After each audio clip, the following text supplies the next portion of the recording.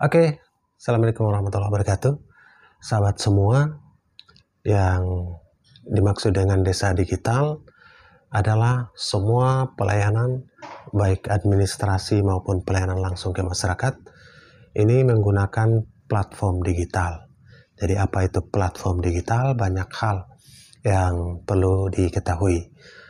Platform digital itu bisa menggunakan media-media digital. Misalkan kita menyimpan data atau kita menyimpan laporan ke dalam komputer ataupun ke dalam media-media digital yang lain, laptop, handphone, ini sudah masuk ke dalam platform digital. Jadi tidak selalu harus online atau tidak selalu harus menggunakan website. Tidak selalu harus menggunakan internet. Jadi di intranet ini kita bisa membuat jaringan dari komputer 1 ke komputer 2 atau dari handphone ke komputer dengan menggunakan wifi, akan tetapi wifi-nya tidak mempunyai sumber internet. Jadi hanya memancarkan gelombang radio sehingga device yang satu terhubung dengan wifi yang satu, device kedua, device ketiga atau laptop, handphone dalam jumlah yang banyak terhubung dalam satu jaringan wifi. Walaupun tidak menggunakan internet, akan tetapi ini sudah satu jaringan sehingga saling terhubung. Dengan menggunakan aplikasi tertentu, kita bisa mengirim data dan menerima data. Sudah tentu dengan jangkauan yang tidak terlalu luas karena hanya terjangkau lewat wifi. Wifi standar biasanya 15 meter sampai 30 meter. Jika lebih, ini menggunakan device tertentu yang jangkauan dan daya transmit yang tinggi. Oke? Ini adalah desa digital. Jadi digitalisasi dimulai dari hal-hal yang tanpa internet sekalipun, bahkan tanpa website sekalipun, kita sudah bisa melakukan digitalisasi dengan menghubungkan satu jaringan yang kecil untuk satu kantor. Jadi satu kantor desa kita bisa terhubung dengan satu wifi walaupun tidak ada sumber internetnya. Saling terhubung, itu kita sudah bisa mengirim data dan menerima data. Mengambil data tanpa menggunakan kabel, yaitu dengan menggunakan wireless atau jaringan wifi. Kemudian bisa juga menggunakan kabel LAN dari komputer 1 ke komputer 2, ketiga, dan lain-lain sebagainya. Oke? Ini tanpa menggunakan internet pun sudah bisa. Kita bisa terhubung lewat wifi tanpa internet, namun jaringan wifi ini sudah bisa menghubungkan beberapa komputer, laptop, dan handphone. Oke, itu yang penting untuk diketahui oleh sahabat semua yang memulai digitalisasi. Jadi digitalisasi tidak terlalu ribet, sederhana saja, cukup dengan memancarkan wifi atau beberapa komputer terhubung dengan jaringan LAN. Ini sudah lumayan bagus untuk satu area ruangan atau satu kantor, misalkan kantor desa. Kemudian digitalisasi yang lain, kita juga mulai online. Jadi online ini dengan sumber internet baik lewat jaringan kabel maupun lewat jaringan wifi dengan sumber internet yang tersedia. Misalkan jaringan kabel IndiHome ataupun Biznet masuk ke wireless dan memancarkan wifi, maka kita sudah bisa menggunakan wifi tersebut yang ada sumber internetnya untuk online. Demikian juga dari kabel langsung masuk ke PC atau laptop, ini juga sudah bisa online.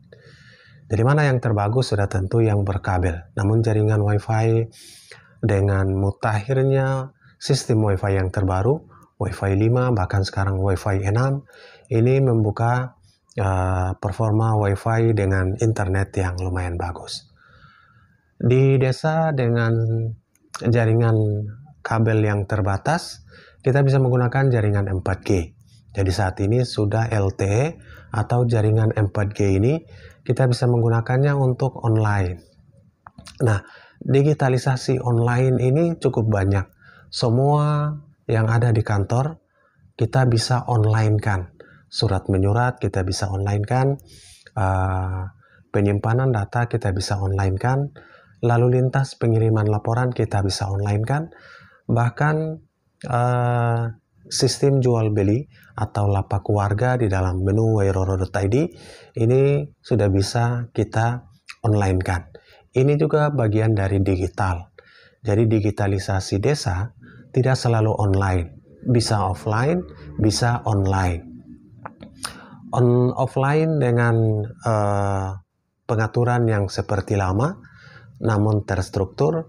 Kemudian online, walaupun online bukan menggunakan internet, online yang skala kecil dengan sistem intranet, dengan jaringan beberapa komputer terhubung dalam satu jaringan di dalam kantor. Ini sudah bisa on walaupun lokal online. Ini yang perlu dibedakan sehingga tergantung kebutuhan dan jumlah budget yang dibutuhkan atau yang tersedia atau dana yang tersedia untuk membangun sebuah digitalisasi desa.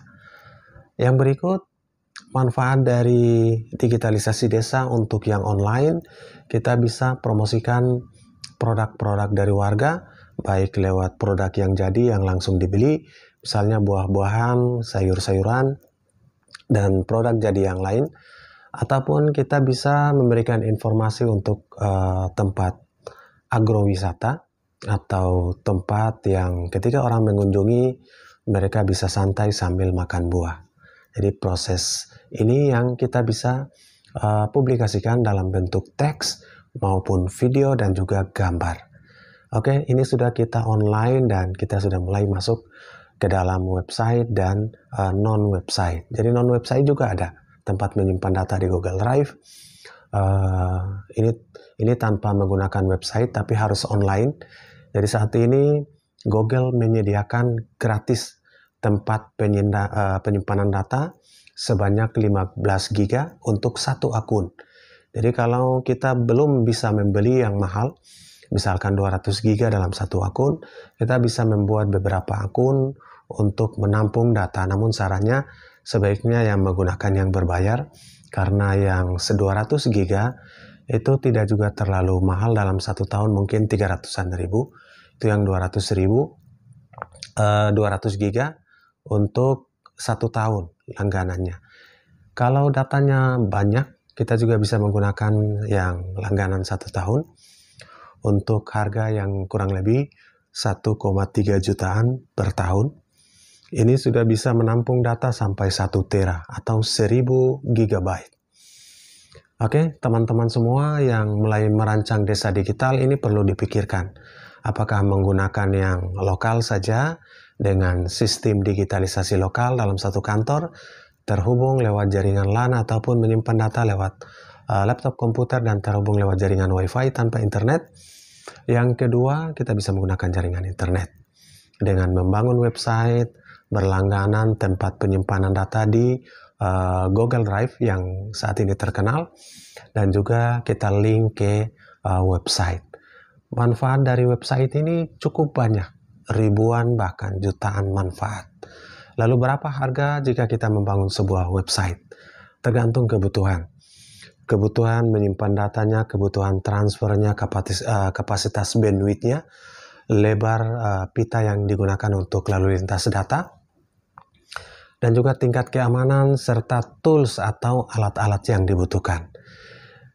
Biayanya bisa saja hanya jutaan rupiah sampai bisa miliaran rupiah, tergantung dari kebutuhan website tersebut.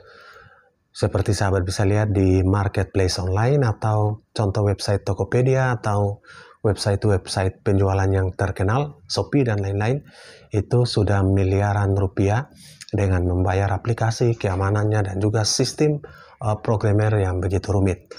Akan tetapi di website desa misalnya, salah satu contoh adalah wairoro.id, ini kita bisa memulai dengan harga yang lumayan murah, walaupun domain dan hosting ini cukup murah.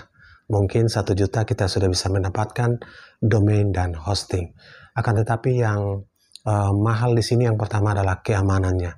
Kita bisa membayar atau memberikan dana untuk programmer atau cyber untuk mengontrol keamanan data kita. Wairoro.id misalnya menggunakan 2 keamanan tingkat internasional. Yang pertama adalah SSL dari Niaga Hoster.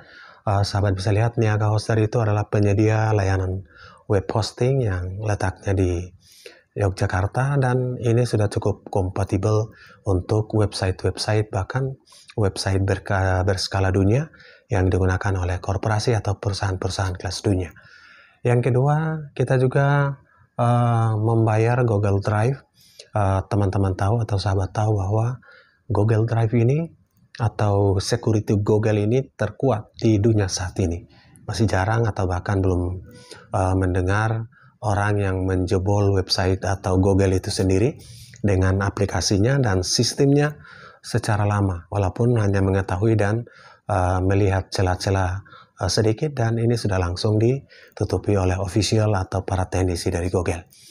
Kita menggunakan dua platform ini untuk keamanan tingkat internasional, mengamankan data kita dan menjaga keamanan atau performa dari website kita. Oke, sahabat semua, itulah digitalisasi desa. Jadi bagi sahabat yang memulainya, bisa menghubungi admin dari wairoro.id. Kita bisa kembangkan website secara berkelanjutan dan profesional. Sahabat semua, digitalisasi sudah tidak bisa dihindari. Saat ini beberapa desa di Indonesia yang kita kunjungi, bahkan di tingkat dusun, sudah menggunakan digitalisasi. Kita makan soto, bahkan kita makan cilok yang gerobak di jalanan, mereka sudah menyediakan kris barcode atau barcode untuk pembayaran online atau barcode payment untuk kita langsung membayar dengan menggunakan aplikasi SMS banking, ShopeePay, OVO, dan juga SMS dan mobile banking yang lain. Ini sudah banyak, terutama di kota besar, walaupun agak ke pinggiran, ini sudah banyak digunakan. Ketika kita membayar dengan uang cash, banyak yang melihat kita, bahkan mungkin ada yang menertawakan, karena di tempat-tempat tertentu, ini sudah menggunakan media pembayaran online. Di salah satu dusun Sonosewu yang pernah dikunjungi di Bantul, Yogyakarta, semua pembayaran banyak yang sudah menggunakan online. Bahkan penjual coto yang menggunakan gerobak, penjual cilok, ini semua dengan barcode kris untuk kita bayar online. Ini hebatnya, dan kita bisa terapkan di seluruh Indonesia, dimanapun kita berada, dengan syarat yang penting ada sinyal 4G. Kita bisa latih penjualnya, terutama warung makan, toko yang kita bisa online kan lewat digitalisasi desa. Kita kenalkan kepada mereka dan kita latih sampai mereka bisa. Oke, semoga bermanfaat. Salam sukses. Assalamualaikum warahmatullahi wabarakatuh.